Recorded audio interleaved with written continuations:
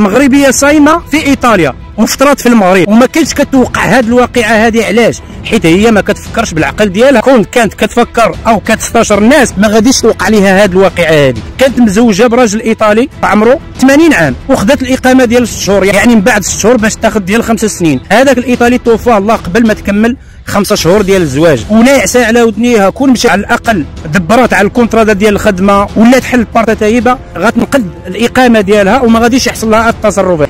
اشنو عملات؟ من بعد سنه مشات ثاني دبرت على ايطالي اخر وباغيه تزوجو. نهار اللي تزوجاتو مشات للكويستورا قدمت الملف، من تما خداوها الى المطار ديال مالبينسا وكملات الصيام ديالها وفطرات في المغرب. سبحان الله، ظاهره غريبه اول مره المواطنين كيشوفوها في البرنوسي في الدار البيضاء. خروج الرغوه من البلاعات وسط المدينه، واللي كيفيق الصباح كيحسب له انه في افران او في سويسرا. الشارع عباره عن ثلوج، لو تشوفه من بعيد يتهيأ لك انك في منطقه ثلجيه، بل انها مدينه جنب البحر. سبحانك يا رب. على الاقل الساكنه ديال برنوسي غتلقى تصور مع الثلج الاصطناعي. سبحان الله. انا عشت في ليبيا واحد الفتره في التسعينات وعارف هذه التهمه هذه خطيره جدا. الكرده، السلطات الليبيه تعتقل المغربيه ومغربي كيمتهنوا الشعوذه. احنا فين ما مشينا كنخليو الاثار. المغربيه قالت لهم اني كنستعمل الشعوذه في القهوه باش الزباين او الكليان يجي عندي يشرب القهوه ويشرب اثاوي ويتغدى ويتعشى، يعني كتعطيهم توكال.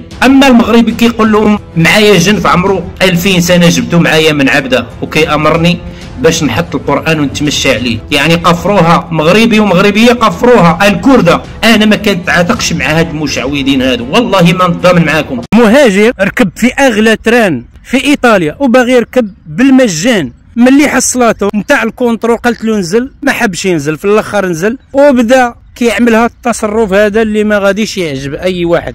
ايطاليا راها كتعاني بزاف المشاكل ديال المهاجرين، ربي يهدي الجميع وخلاص. لا غلاء للاسعار، ومفروض هذا الشيء هذا يطبق كلشي في المغرب. البياعه والشرايه جايبين السلع ديالهم باش يبيعوها في واحد السوق، والمواطنين لقاو الاسعار زاد طلعت اكثر من الاسبوع اللي فاتت.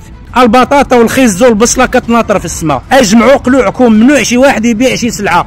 الناس ولات كتفيق، ومفروض هذا الشيء يطبق كامل في المغرب. يا تبيع بالرخاء يا تهز القلوع ديالك. واش كتشري الحاجه ب4 دراهم كتبيعها ب10 دراهم؟ هادشي راه ما يبغيش الله. سابقا قلت لكم ان المسؤولين على المساجد هنايا في ايطاليا وفي اسبانيا واوروبا بصفه عامه نصابه. واحد الامام في اليكانتي في اسبانيا المسجد عامر في شي 300 واحد ويسدوا عليهم البيبان، يا نجمعوا 2000 يورو يا ما نصليوش. انا بغيتكم تكملوا الفيديو سمعوا الصوت ديال الامام. الا كانت فيك ذره ديال الاسلام نشر هذا الفيديو هذا باش نفيقوا خوتنا. سابقا قلت لكم راهو كاينين الناس هنايا محتاجين الصدقات، ما تعطيوهاش المساجد. 2000 يورو على ربي 2000 يورو على ربي ان شاء الله ما تشوه 2000 يورو بدات تقام صلاه 300 الفلوس زيد 1700 2000 يورو ولا ما يلاه شي خليني خلص نصلي شحال غادي يخلص 2000 يورو حط صحيح ما كان فوق 500 ما شاء الله زيد دابا تقام صلاه دابا نتوما 1500 على ربي اورو الواحد على ربي اورو الواحد انا نصلي على ربي على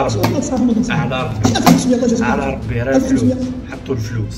الله ما شاء الله بيت الله يرحمه 2000 يورو ولا ما نصليوش 2000 يورو حطوا الفلوس.